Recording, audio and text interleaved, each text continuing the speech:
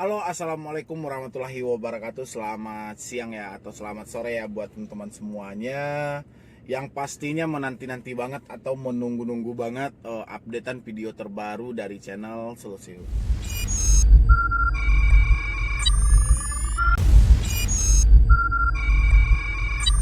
Terima kasih ya buat teman-teman semuanya yang selalu setia atau selalu menantikan updatean terbaru atau video terbaru dari channel Solusi Hutang. Saya ucapkan ribuan terima kasih lah buat Anda semuanya. Mungkin ya cuman ucapan terima kasih lah yang sebanyak-banyaknya saya ucapkan kepada Anda semuanya gitu loh. Karena berkat dari supportan Anda semuanya, berkat dari dukungan Anda semuanya, sehingga channel ini masih terus bertahan di YouTube dan masih terus berkembang. Semoga saya bisa lebih semangat lagi memberikan solusi dan motivasi buat Anda semuanya. Jadi seperti judul video kita hari ini, yaitu debt collector pinjol meneror kontak atau orang sekitar kita. Dan orang sekitar kita ini malah melaporkan kita ke polisi. Ya, saya banyak mendapatkan pertanyaan dan saya ingin membahas tentang ini. Semoga aja ini bisa membantu buat teman-teman semuanya. Apalagi ketika Anda menjumpai orang-orang di sekitar Anda yang kepo banget, sulit banget untuk dijelaskan, sulit banget untuk diberikan arahan. Dan ini yang mau saya bahas buat Anda semuanya. Semoga dengan pembahasan ini Anda tidak panik lagi, Anda tidak stres lagi. Pastinya Anda bisa memberikan penjelasan yang detail buat mereka atau membentuk kedisiplinan buat diri Anda sendiri. Tapi sebelum saya lanjutkan untuk bahas video ini, bagi teman-teman semuanya yang belum support channel ini, silahkan disupport dulu. Semoga channel ini makin berkembang lagi dan makin banyak lagi orang yang merasa terbantu atau orang yang mulai terbuka lagi pikirannya setelah menonton di video ini.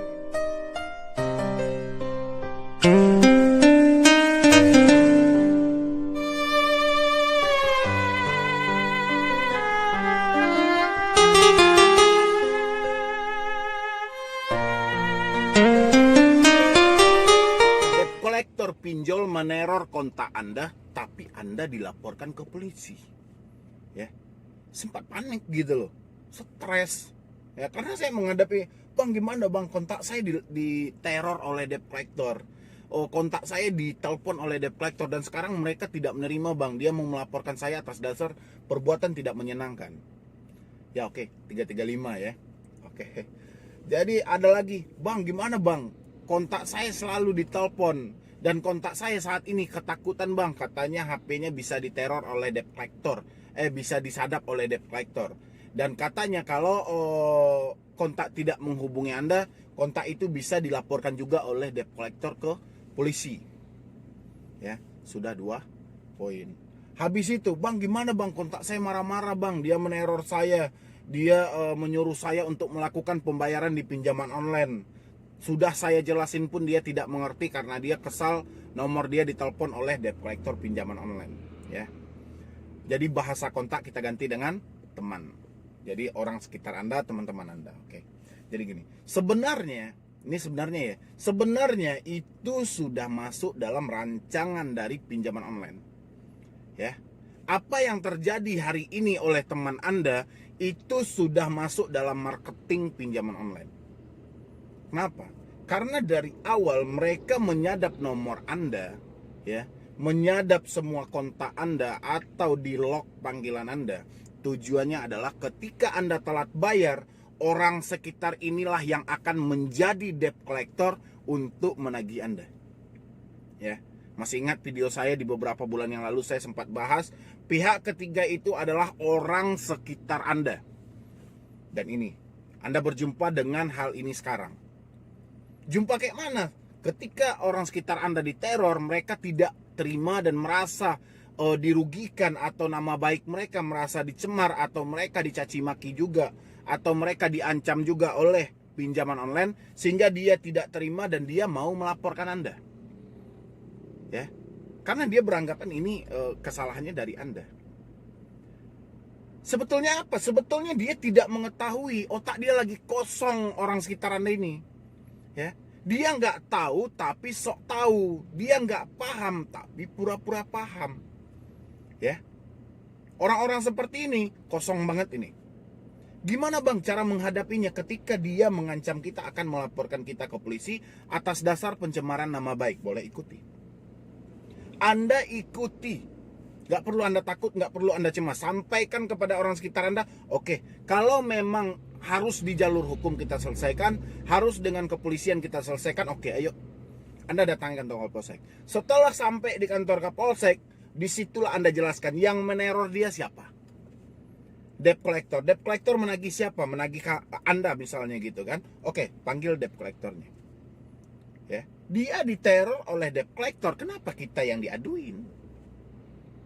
Ya, dan di situ polisi bisa menengahkan suatu permasalahan itu. Jangan Anda panik.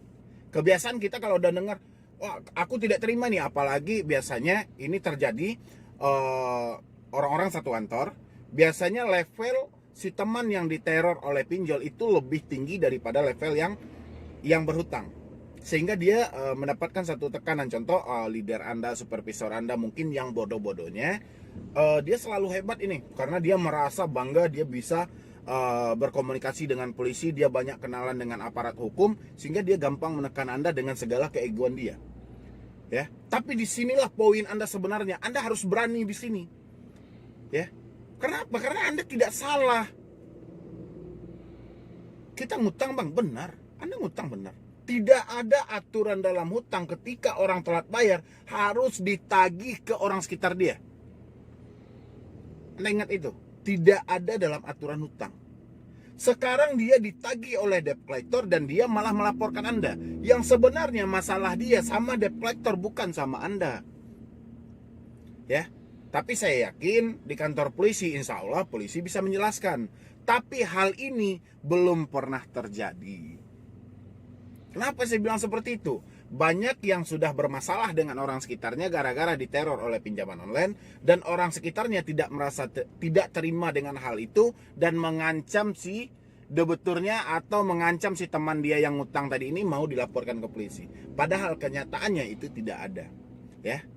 Dan secara tidak langsung, secara tidak sadar mau diterima atau tidak diterima, orang sekitar Anda yang terpengaruh oleh pinjaman online, dia adalah debt collector tanpa harus digaji dan bekerja di perusahaan pinjol. Kenapa?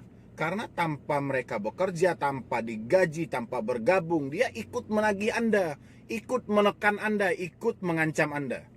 Ya, contoh, ketika dia sudah dapat telepon, dia pasti bilang, saya tidak mau tahu, besok Anda harus bayar.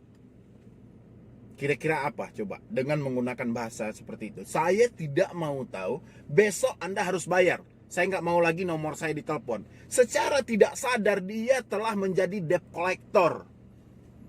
Ya. Nah, itulah hebatnya marketing dari pinjol. Dia bisa menjangkau kita ke daerah, memanfaatkan orang-orang yang ada di kontak kita. Ini buat teman-teman ini. Jangan pernah takut. Kalau ada kontak Anda yang sok-sok pintar, sok hebat, misalnya gitu dia diteror sedikit aja mau ke polisi, ikuti. Ikuti arah mereka. Ke kantor polisi, ayo silahkan. Itu jauh lebih baik, gak ada masalah. Pokoknya jangan, oh maaf ini kesalahan saya, mohon maaf kalau kamu terganggu. Jangan pernah sampaikan hal seperti itu. Karena ini tidak kesalahan Anda. Ya.